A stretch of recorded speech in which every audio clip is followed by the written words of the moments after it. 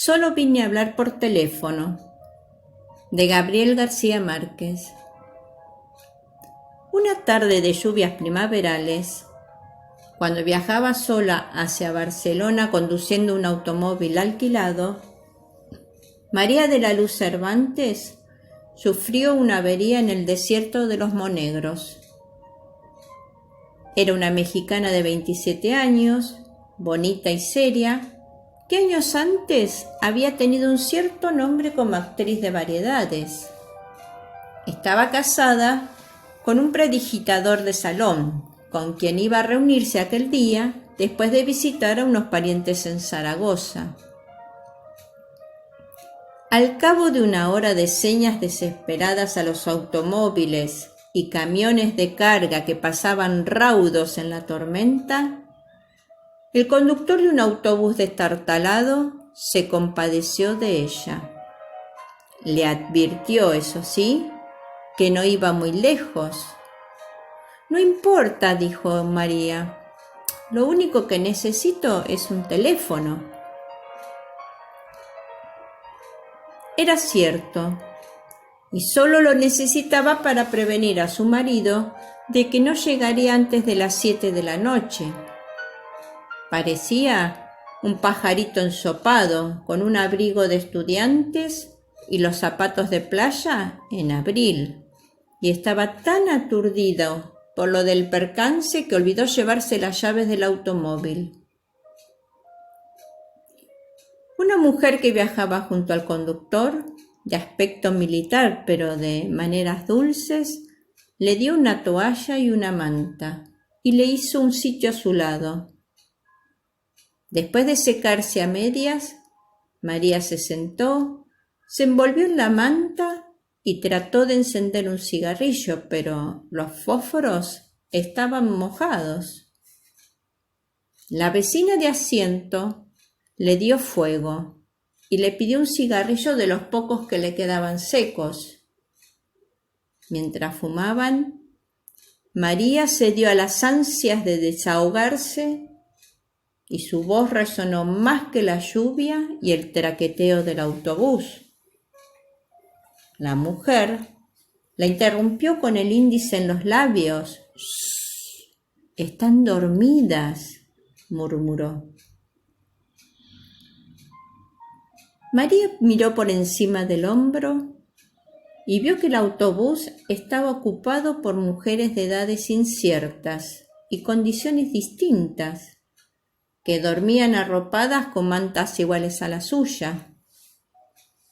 Contagiada de su placidez, María se enroscó en el asiento y se abandonó al rumor de la lluvia.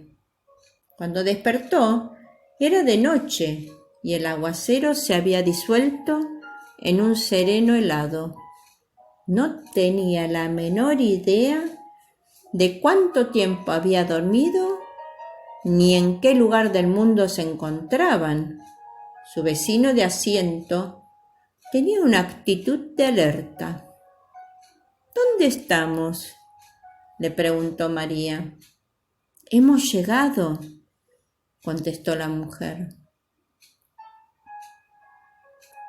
El autobús estaba entrando en el patio empedrado de un edificio enorme y sombrío que parecía un viejo convento en un bosque de árboles colosales. Las pasajeras, alumbradas apenas por un farol de patio, permanecieron inmóviles hasta que la mujer de aspecto militar las hizo descender con un sistema de órdenes primarias como en un parvulario. Todas eran mayores y se movían con tal parsimonia en la penumbra del patio que parecían imágenes de un sueño. María, la última en descender, pensó que eran monjas. Lo pensó menos cuando vio a varias mujeres de uniforme que las recibieron en la puerta del autobús y le cubrían las cabezas con las mantas para que no se mojaran, y las ponían en fila india, dirigiéndolas sin hablarles, con palmaditas rítmicas y perentorias. Después de despedirse de su vecina de asiento, María quiso devolverle la manta, pero ella le dijo que se cubriera la cabeza para atravesar el patio y que la devolviera en la portería. ¿Habrá un teléfono?, le preguntó María. Por supuesto, dijo la mujer. Ahí mismo le indican. Le pidió María otro cigarrillo y ella le dio el resto del paquete mojado. En el camino se secan, le dijo. La mujer le hizo un adiós con la mano desde el estribo y casi le gritó: «Buena suerte». El autobús arrancó sin darle tiempo de más. María empezó a correr hacia la entrada del edificio. Una guardiana trató de detenerla con una palmada enérgica, pero tuvo que apelar a un grito imperioso. «¡Alto!», he dicho. María miró por debajo de la manta y vio unos ojos de hielo y un índice inapelable que le indicó la fila. Obedeció. Ya en el zaguán del edificio se separó del grupo y preguntó al portero dónde había un teléfono. Una de las guardianas la hizo volver a la fila con palmaditas en la espalda, mientras le decía con modos muy dulces: «Por aquí, guapa, por aquí hay un teléfono». María siguió con las otras mujeres por un corredor tenebroso y al final entró en un dormitorio colectivo donde las guardianas recogieron las cobijas y empezaron a repartir las camas. Una mujer distinta, que a María le pareció más humana y de jerarquía más alta, recorrió la fila comparando una lista con los nombres que de las recién llegadas tenían escritos en un cartón cosido en el corpiño. Cuando llegó frente a María, se sorprendió de que no llevara una identificación. «Es que yo vine a hablar por teléfono», dije María. Le explicó a toda prisa que su automóvil se había descompuesto en la carretera. El marido, que era mago de fiestas, estaba esperándola en Barcelona para cumplir 3 compromisos hasta la medianoche y quería avisarle que no estaría a tiempo para acompañarlo. Iban a ser las 7, él debía salir de la casa dentro de 10 minutos y ella temía que cancelara todo por su demora. La guardiana pareció escucharla con atención. «¿Cómo te llamas?», le preguntó. María le dijo su nombre con un suspiro de alivio, pero la mujer no lo encontró después de repasar varias veces la lista. Se lo preguntó alarmada a una guardiana y ésta, sin nada que decir, se encogió de hombros. «Es que yo solo vine a hablar por teléfono», dijo María. «De acuerdo, maja», le dijo la superiora llevándola hacia su cama con una dulzura demasiado ostensible para ser real. «Si te portas bien, podrás hablar por teléfono con quien quieras, pero ahora no, mañana». Algo sucedió entonces en la mente de María que le hizo entender por qué las mujeres del autobús se movían como en el fondo de un acuario. En realidad, estaban apaciguadas con sedantes y aquel palacio en sombras, con gruesos muros de cantería y escaleras heladas, era en realidad un hospital de enfermas mentales. Asustada, escapó corriendo del dormitorio y antes de llegar al portón, una guardiana gigantesca con un mameluco de mecánico la atrapó de un zarpazo y la inmovilizó en el suelo con una llave maestra. María la miró a través, paralizada por el terror. «Por el amor de Dios», dijo, Le juro por mi madre muerta que solo vine a hablar por teléfono. Le bastó con verle la cara para saber que no había súplica posible ante aquella energúmena de Mameluco a quien llamaban Herculina por su fuerza descomunal. Era la encargada de los casos difíciles, y 2 reclusas habían muerto estranguladas con un brazo de oso polar adiestrado en el arte de matar por descuido. El primer caso se resolvió como un accidente comprobado. El segundo fue menos claro, y Herculina fue amonestada y advertida de que la próxima vez sería investigada a fondo. La versión corriente era que aquella oveja descarriada de una familia de apellidos grandes tenía una turbia carrera de accidentes dudosos en varios manicomios de España. Para que María durmiera la primera noche, tuvieron que inyectarle un somnífero. Antes del amanecer, cuando la despertaron las ansias de fumar, estaba amarrada por las muñecas y los tobillos en las barras de la cama. Nadie acudió a sus gritos. Por la mañana, mientras el marido no encontraba en Barcelona ninguna pista de su paradero, tuvieron que llevarla a la enfermería, pues la encontraron sin sentido en un pantano de sus propias miserias. No supo cuánto tiempo había pasado cuando volvió en sí, pero entonces el mundo era un remanso de amor y estaba frente a su cama un anciano monumental con una andadura de plantígrado y una sonrisa sedante que con 2 pases maestros le devolvió la dicha de vivir. Era el director del sanatorio. Antes de decirle nada, sin saludarlo siquiera, María le pidió un cigarrillo. Él se lo dio encendido y le regaló el paquete casi lleno. María no pudo reprimir el llanto.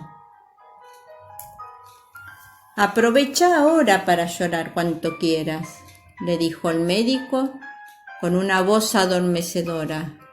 «No hay mejor remedio que las lágrimas». María se desahogó sin pudor, como nunca logró hacerlo con sus amantes casuales en los tedios de después del amor. Mientras la oía, el médico la peinaba con los dedos, le arreglaba la almohada para que respirara mejor, la guiaba por el laberinto de su incertidumbre con una sabiduría y una dulzura que ella no había soñado jamás. Era por primera vez en su vida el prodigio de ser comprendida por un hombre que le escuchaba con todo el alma, sin esperar la recompensa de acostarse con ella. Al cabo de una hora larga, desahogada a fondo, le pidió autorización para hablarle por teléfono a su marido. El médico se incorporó con toda la majestad de su rango. «Todavía no, reina», le dijo, dándole en la mejilla la palmadita más tierna que había sentido nunca. «Todo se hará a su tiempo». Le hizo desde la puerta una bendición episcopal y desapareció para siempre. «Confía en mí», le dijo. Esa misma tarde María fue inscrita en el asilo con un número de serie y con un comentario superficial sobre el enigma de su procedencia y las dudas sobre su identidad. Al margen quedó una calificación escrita de puño y letra del director: agitada. Tal como María lo había previsto, el marido salió de su modesto apartamento del barrio de Horta con media hora de retraso para cumplir los 3 compromisos. Era la primera vez que ya no llegaba a tiempo en casi 2 años de una unión bien libre y concertada, y él entendió el retraso por la ferocidad de las lluvias que asolaron la provincia aquel fin de semana. Antes de salir, dejó un mensaje clavado en la puerta con el itinerario de la noche. En la primera fiesta, con todos los niños disfrazados de canguro, prescindió del trunco estelar de los peces invisibles porque no podía hacerlo sin la ayuda de ella. El segundo compromiso era en casa de una anciana de 93 años, en silla de ruedas, que se preciaba de haber celebrado cada uno de sus últimos 30 cumpleaños con un mago distinto. Él estaba tan contrariado con la demora de María que no pudo concentrarse en las suertes más simples. El tercer compromiso era el de toda la noche en un café de concierto en las Ramblas, donde actuó sin inspiración para un grupo de turistas franceses que no pudieron creer lo que veían porque se negaban a creer en la magia. Después de cada representación, llamó por teléfono a su casa y esperó sin ilusiones a que María contestara. En la última ya no pudo reprimir la inquietud de que algo había ocurrido. De regreso a casa en la camioneta adaptada para las funciones públicas, vio el esplendor de la primavera en las palmeras del Paseo de Gracia y lo estremeció el pensamiento aciago de cómo podría ser la ciudad sin María. La última esperanza se desvaneció cuando encontró su recado todavía prendido en la puerta. Estaba tan contrariado que se olvidó de darle la comida al gato. Solo ahora que lo escribo, caigo en la cuenta de que nunca supe cómo se llamaba en realidad, porque en Barcelona solo lo conocíamos con su nombre profesional, Saturno el Mago.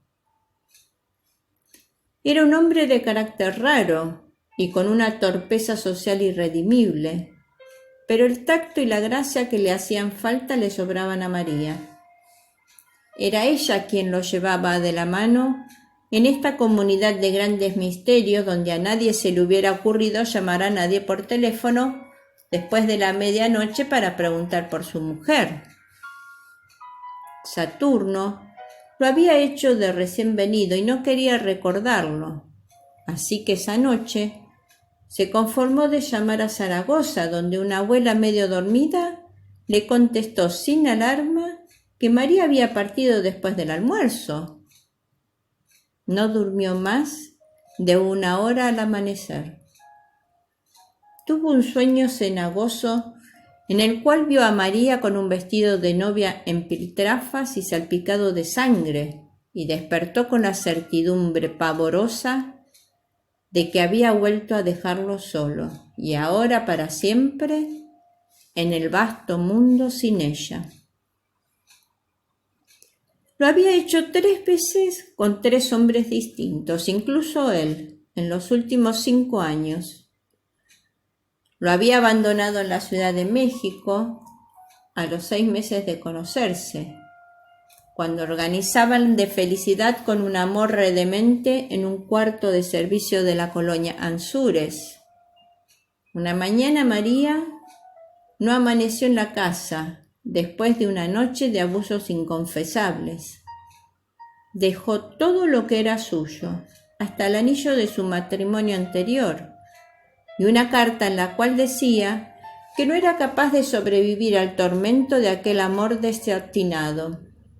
Saturno pensó que había vuelto por su primer esposo, un condiscípulo de la escuela secundaria con quien se casó a escondidas siendo menor de edad y al cual abandonó por otro al cabo de 2 años sin amor.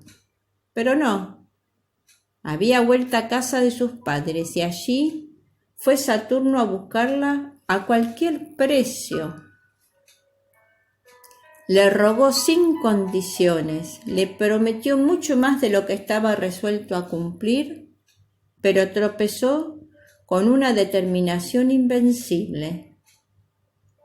Hay amores cortos y hay amores largos, le dijo ella, y concluyó sin misericordia. Este fue corto. Él se rindió ante su rigor. Sin embargo, una madrugada de Todos los Santos, al volver a su cuarto de huérfano después de casi un año de olvido, la encontró dormida en el sofá de la sala con la corona de azares y la larga cola de espuma de las novias vírgenes. María le contó la verdad.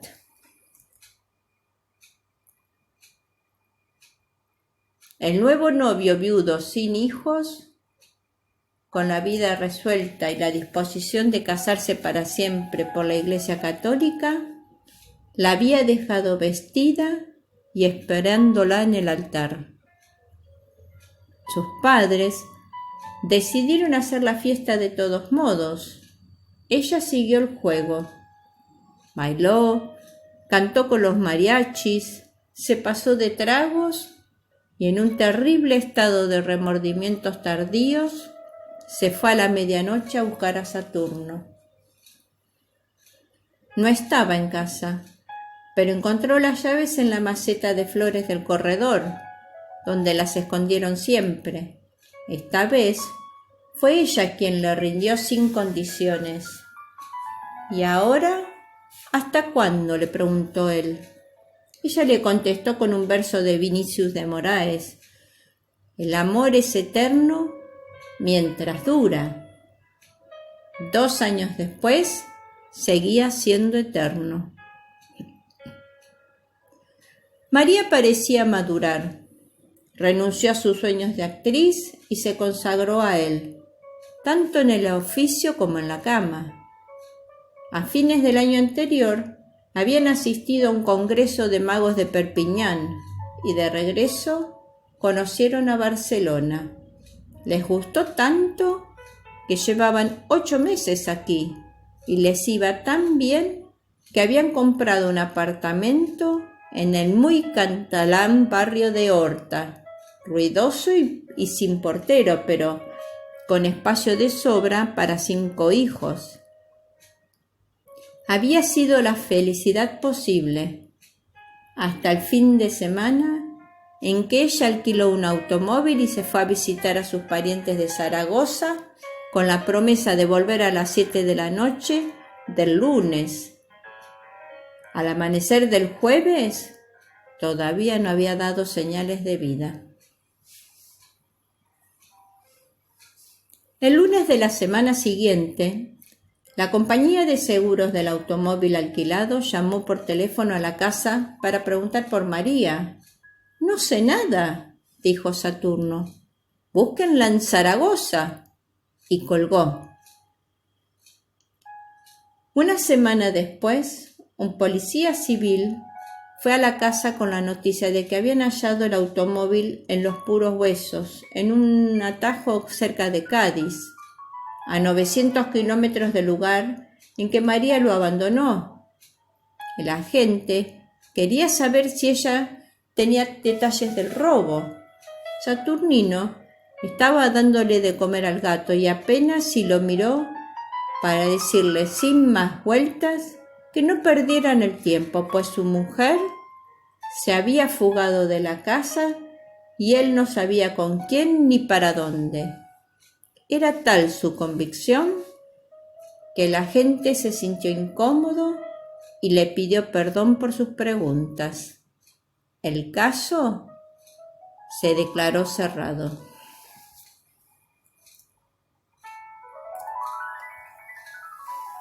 El recelo de que María pudiera irse otra vez había asaltado a Saturno por Pascua Florida de Cadaqués, a donde Rosa Regás los había invitado a navegar a vela. Estábamos en Maritim, el populoso y sordo mar de Goche-Divin, en el crepúsculo del franquismo, alrededor de unas cuellas mesas de hierro sillas de hierro donde solo cabíamos 6 a duras penas y nos sentábamos 20. Después de agotar la segunda cajetilla de cigarrillos de la jornada, María se encontró sin fósforos. Un brazo escuálido de vellos viriles con una esclavada de bronce romano se abrió paso por entre el tumulto de las mesas y le dio fuego. Ella lo agradeció sin mirar a quién, pero Saturno el mago lo vio. Era un adolescente óseo y lampiño, de una palidez de muerto y una cola de caballo muy negra que le daba a la cintura.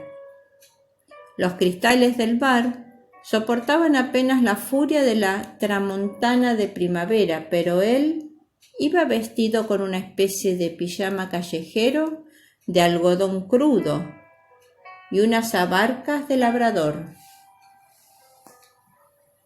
No volvieron a verlo hasta fines del otoño, en un hostal de marisco de Barceloneta, con el mismo conjunto de zaraza ordinaria y una larga trenza en vez de la cola de caballo. Los saludó a ambos como a viejos amigos, y por el modo como besó a María y por el modo como ella le correspondió, a Saturno lo fulminó la sospecha de que habían estado viéndose a escondidas. Días después, encontró por casualidad un nombre nuevo y un número de teléfono escritos por Marías en el directorio doméstico, y la inclemente lucidez de los celos le reveló de quién era. El prontuario social del intruso acabó de rematarlo. 22 años, hijo único de ricos, decorador de vitrinas de moda, con una fama fácil de bisexual y un prestigio bien fundado como consolador de alquiler de señoras casadas. Pero logró sobreponerse hasta la noche en que María no volvió a casa.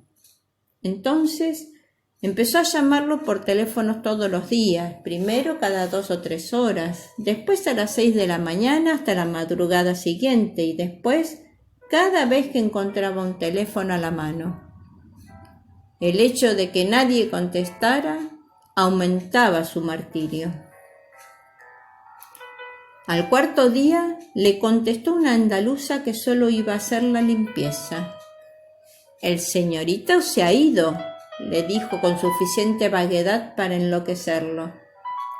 Saturno no resistió la tentación de preguntarle si por casualidad no estaba ahí la señora María. «Aquí no vive ninguna María», le dijo la mujer. «El señorito es soltero». «Ya lo sé», le dijo él. «No vive, pero a veces va, ¿o no?»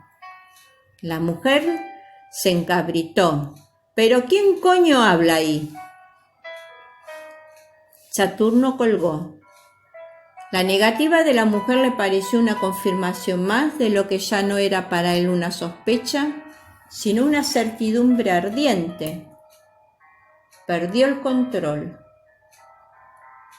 En los días siguientes, llamó por orden alfabético a todos los conocidos de Barcelona. Nadie le dio razón, pero cada llamada le agravó la desdicha, porque sus delirios de celos eran ya célebres entre los trasnochadores impenitentes de la Gauche Divine, y le contestaron con cualquier broma que lo hiciera sufrir. Solo entonces comprendió hasta qué punto estaba solo en aquella ciudad hermosa, lunática e impenetrable, en la que nunca sería feliz.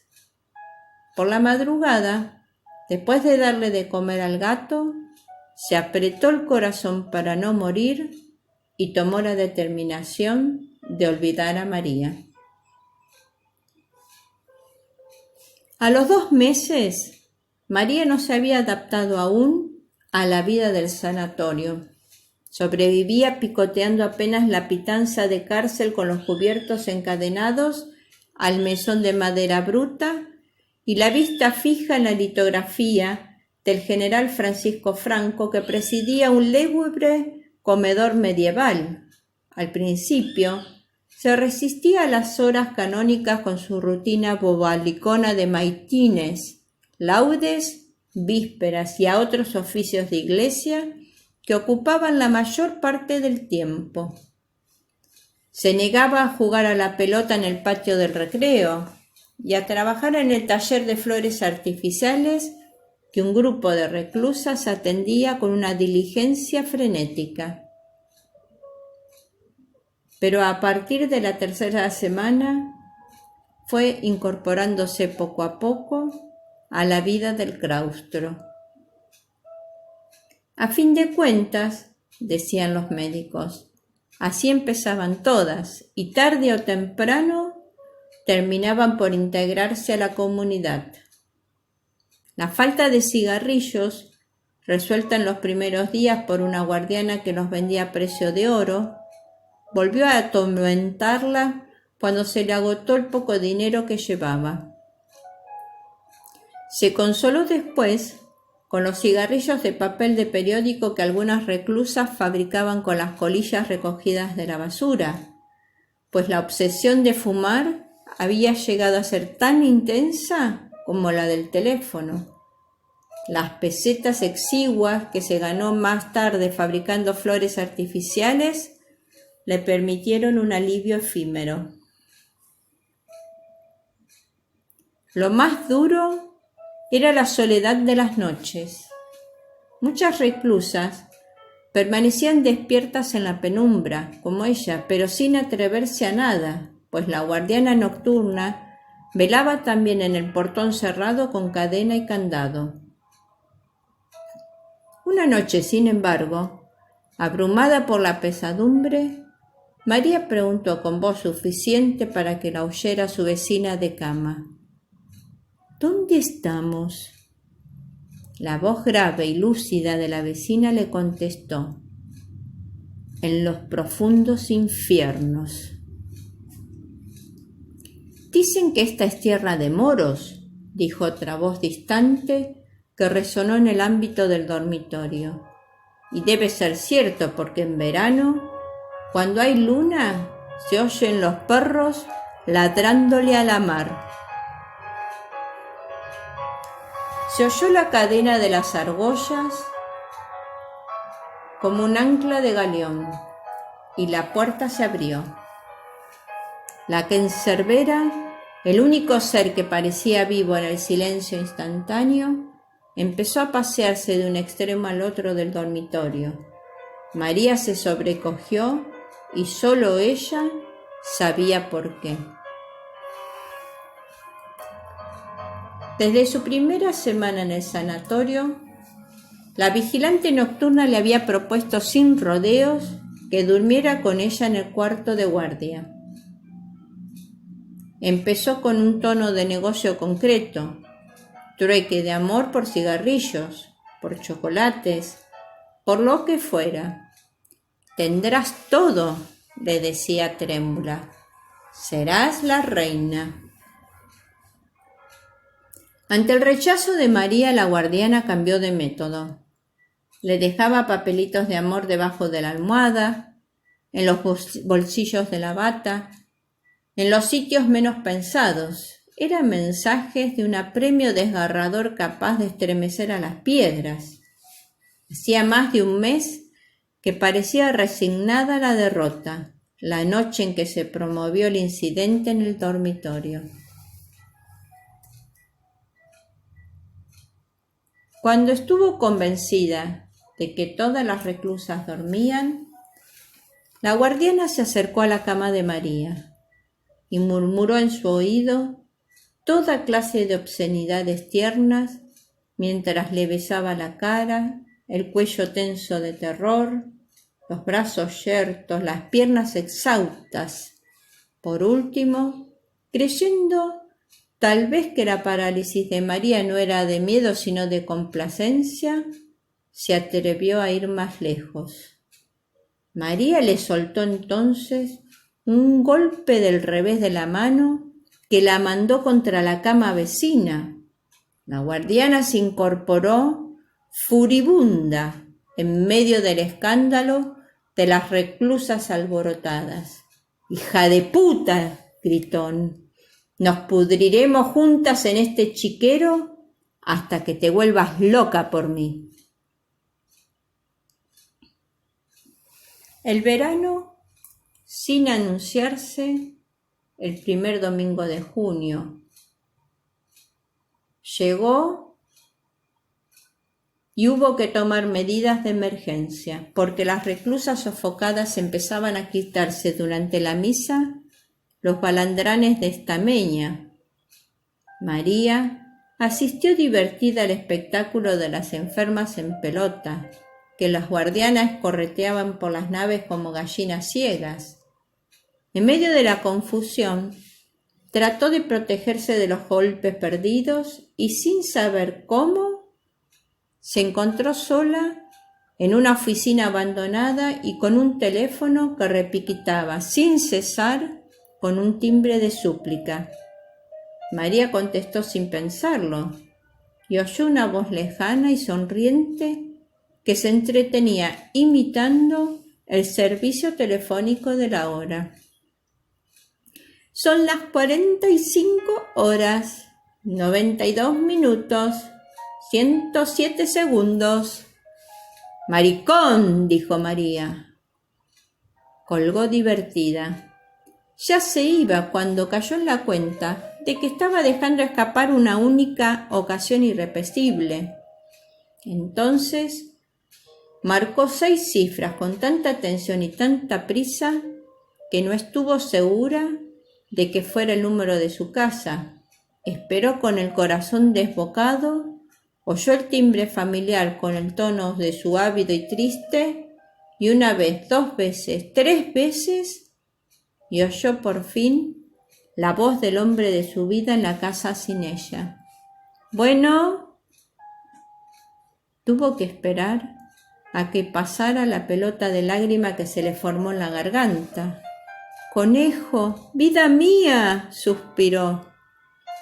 Las lágrimas la vencieron. Al otro lado de la línea hubo un breve silencio de espanto y la voz enardecida por los celos escupió la palabra «¡Puta!» y colgó en seco. Esa noche, en un ataque frenético, María descolgó en el refectorio la litografía del Generalísimo, la arrojó con todas sus fuerzas contra el vitral del jardín y se derrumbó bañada en sangre. Aún le sobró rabia para enfrentarse a golpes con los guardianes que trataron de someterlo sin lograrlo, hasta que vio a Herculina plantada en el vano de la puerta, con los brazos cruzados, mirándola, y se rindió. No obstante, la arrastraron hasta el pabellón de las locas furiosas, la aniquilaron con una manguera de agua helada y le inyectaron trementina en las piernas. Impedida para caminar por la inflamación provocada, María se dio cuenta de que no había nada en el mundo que no fuera capaz de hacer por escapar de aquel infierno. La semana siguiente, ya de regreso al dormitorio común, se levantó en puntillas y tocó en la celda de la guardiana nocturna. El precio de María, exigido por ella de antemano, fue llevarle un mensaje a su marido. La guardiana aceptó, siempre que el trato se mantuviera en secreto absoluto, y le apuntó con un índice inexorable: «Si alguna vez se sabe, te mueres». Así que Saturno, el mago, fue al sanatorio de locas el sábado siguiente, con la camioneta de Circa preparado para celebrar el regreso de María. El director en persona lo recibió en su oficina tan limpia y ordenada como un barco de guerra, y le hizo un informe afectuoso sobre el estado de su esposa. Nadie sabía de dónde llegó, ni cómo, ni cuándo, pues el primer dato de su ingreso era el registro oficial dictado por el médico cuando la entrevistó. Una investigación iniciada el mismo día no había concluido en nada. En todo caso, lo que más intrigaba al director era cómo supo Saturnino el paradero de su esposa. Saturno protegió a la guardiana.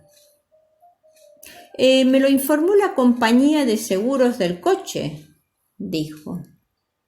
El director asintió complacido. No sé cómo hacen los seguros para saberlo todo, dijo. Le dio una ojeada al expediente que tenía sobre su escritorio de aceta y concluyó.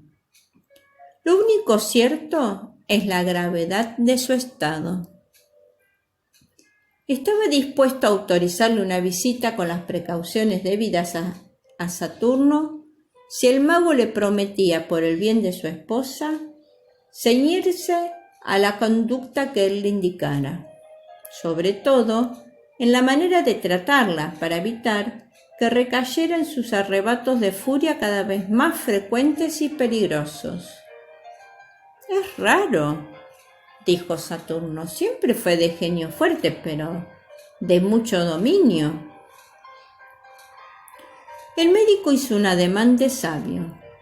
Hay conductas que permanecen latentes durante muchos años y un día estallan, dijo. Con todo, es una suerte que haya caído aquí, porque somos especialistas en casos que requieren mano dura. Al final, hizo una advertencia sobre la rara obsesión de María por el teléfono. Sígale la corriente, dijo. Tranquilo, doctor, dijo Saturno con aire alegre. Es mi especialidad. La sala de visitas, mezcla de cárcel y confesionario, era el antiguo locutorio del convento. La entrada de Saturno no fue por la explosión de júbilo que ambos hubieran podido esperar. María estaba de pie en el centro del salón, junto a una mesita con 2 sillas y un florero sin flores. Era evidente que estaba lista para irse, con su lamentable abrigo color de fresa y unos zapatos sórdidos que le habían dado de caridad. En un rincón casi invisible estaba Herculina con los brazos cruzados. María no se movió al ver entrar al esposo ni se asomó emoción alguna en la cara, todavía salpicada por los estragos del vitral. Se dieron un beso de rutina. ¿Cómo te sientes?, le preguntó él. Feliz de que al fin hayas venido, conejo, dijo ella. Esto ha sido la muerte. No tuvieron tiempo de sentarse. Ahogándose en lágrimas, María le contó las miserias del claustro, la barbarie de las guardianas, la comida de perros, las noches interminables sin cerrar los ojos por el terror. Yo no sé cuántos días llevo aquí, o meses o años, pero sé que cada uno ha sido peor que el otro, dijo, y suspiró con el alma. Creo que nunca volveré a ser la misma. Ahora todo eso pasó, dijo él, acariciándole con la yema de los dedos las cicatrices recientes de la cara. Yo seguiré viniendo todos los sábados, y más, si el director me lo permite, ya verás que todo va a salir muy bien. Ella fijó los ojos en él con sus ojos aterrados. Saturno intentó sus artes de salón. Le contó, en el tono pueril de las grandes mentiras, una versión dulcificada de los pronósticos del médico. En síntesis, concluyó, aunque te faltan algunos días para estar recuperada por completo. María entendió la verdad. «Por Dios, conejo», dijo atónita, «no me digas que tú también te crees que estoy loca». «¿Cómo se te ocurre?», dijo él, tratando de reír. «Lo que pasa es que será mucho más conveniente para todos que sigas un tiempito más aquí, en mejores condiciones, por supuesto». «Pero si ya te dije que solo vine a hablar por teléfono», dijo María. Él no supo cómo reaccionar ante la obsesión temible. Miró a Herculina. Esta aprovechó la mirada para indicarle en su reloj de pulso que era tiempo de terminar la visita. María interceptó la señal, miró hacia atrás y vio a Herculina en la tensión de asalto inminente. Entonces se aferró al cuello del marido gritando como una verdadera loca. Él se la quitó de encima con tanto amor como pudo y la dejó a merced de Herculina, que le saltó por la espalda. Sin darle tiempo para reaccionar, le aplicó una llave con la mano izquierda, le pasó el otro brazo de hierro alrededor del cuello y le gritó a Saturno el mago: «¡Váyase!». Saturno huyó despavorido. Sin embargo, el sábado siguiente, ya repuesto del espanto de la visita, volvió al sanatorio con el gasto vestido igual que él, la malla roja y amarilla del gran leotardo, el sombrero de copa y una capa de vuelta y media que parecía volar. Entró con la camioneta de feria hasta el patio del claustro y allí hizo una función prodigiosa de casi 3 horas para que las reclusas gozaran desde los balcones, con gritos discordantes y ovaciones inoportunas. Estaban todas, menos María, que no solo se negó a recibir al marido, sino inclusive al verlo desde los balcones. Saturno se sintió herido de muerte. «Es una reacción típica», lo consoló el director. «Ya pasará». Pero no pasó nunca. Después de intentar muchas veces ver de nuevo a María, Saturno hizo lo imposible porque le recibiera una carta, pero fue inútil. 4 veces la devolvió cerrada y sin comentarios. Saturno desistió, pero siguió dejando en la portería del hospital las raciones de cigarrillos sin saber siquiera si le llegaban a María, hasta que lo venció la realidad. Nunca más se supo de él, salvo que volvió al casarse y regresó a su país. Antes de irse de Barcelona, le dejó el gato medio muerto a una noviecita casual que además se comprometió a seguir llevándole los cigarrillos a María, pero también ella desapareció. Rosa Regás recordaba haberles visto en el Corte Inglés hace unos 12 años con la cabeza rapada y el baladrán anaranjado de alguna secta oriental y en cita a más no poder. Ella le contó que había seguido llevándole los cigarrillos a María siempre que pudo y resolviéndole algunas urgencias imprevistas hasta un día en que solo encontró los escombros del hospital, demolido como un mal recuerdo de aquellos tiempos ingratos. María le pareció muy lúcida la última vez que la vio, un poco pasada de peso y contenta con la paz del claustro. Ese día le llevó también el gato porque ya se le había acabado el dinero de Saturno que le dejó para darle de comer. Aunque testigo de este relato yo no he sido, así me lo han referido. Fifi la Cuentacuentos agradece tu visita.